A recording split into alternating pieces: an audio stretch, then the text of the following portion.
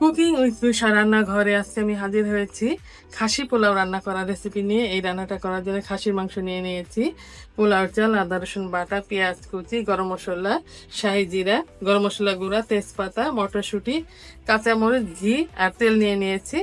তাহলে রান্নাটা আমি শুরু করে দিচ্ছি। রান্নাটা খুবই সিম্পল একটি রান্না আর খুব অল্প মশলায় আমি রান্নাটা করব। রান্নাটা শুরু আমি তেল দিয়ে করব। তেলের পরিমাণটা অল্প দেব, কারণ পরবর্তীতে আমি ঘি দিব। হাফ কাপের মতো আমি তেল দিয়ে দিলাম। 1 কাপ আমি পেঁয়াজ কুচি দিয়ে দিব।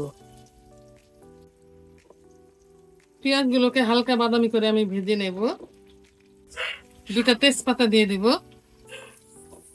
চুলার আঁচটা মিডিয়ামে রেখে 3 মিনিটের মতো আমি পেঁয়াজ কুচি ভেজে নিয়েছি। এবার আমি আস্ত গরম মশলা দিয়ে দেব, কালো এলাচ, দারচিনি, গোলমরিচ, শাহি জিরা আর হচ্ছে জয়ত্রী আর সবুজ এলাচ।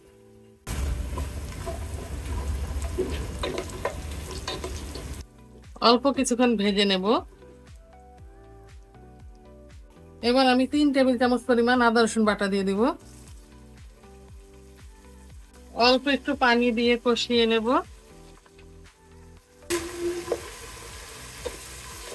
মশলা কষানো হয়ে গেছে, এবার স্বাদ মতো আমি লবণ দিয়ে দেব।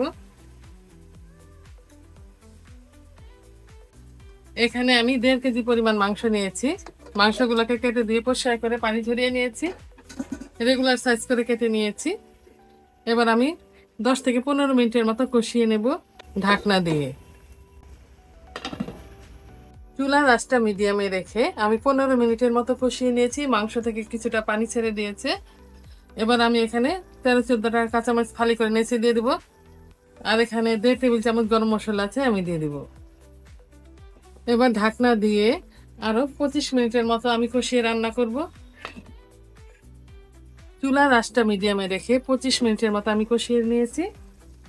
এবার মাংস সেদ্ধ হওয়ার জন্য আমি কিছুটা ঝোল দিয়ে দেব।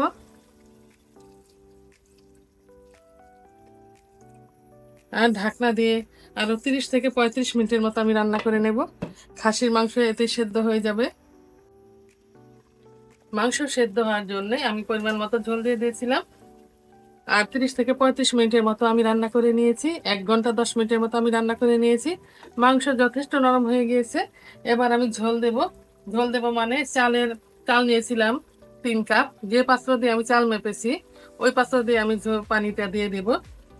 3 কাপ চালের জন্য আমি 4 কাপ পানি দেব। আর 1 কাপ দেব। আমি পানিটা মেপে নিয়েছি। আর চালের ব্যাপারটা বলি, চালটা আমি 20 মিনিটের মতো ভিজিয়ে রেখেছিলাম, মানে ধুয়ে ভিজিয়ে রেখেছিলাম। তারপরে আবার ঝরিয়ে নিয়েছি একটা ছাঁকনিতে করে। এবার পানিটা ফুটে উঠলে আমি দিয়ে দিব।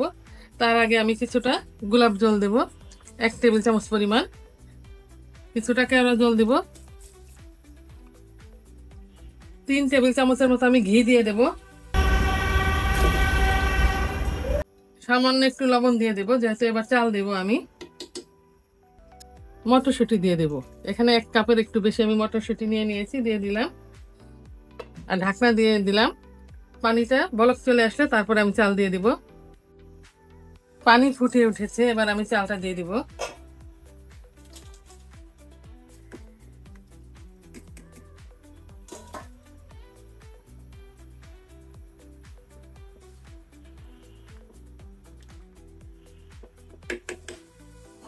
আর 2-3 মিনিটের মতো আমি ঢাকনা দেবো, আবার বলক চলে আসার জন্য, যেন দ্রুত বলক চলে আসে।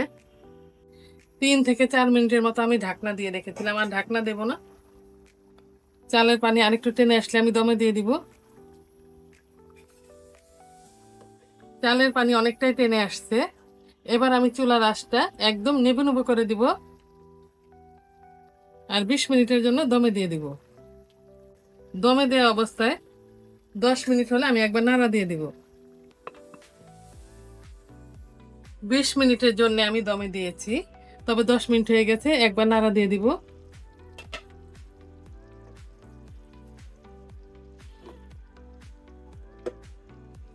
আলতো করে নাড়া দিব।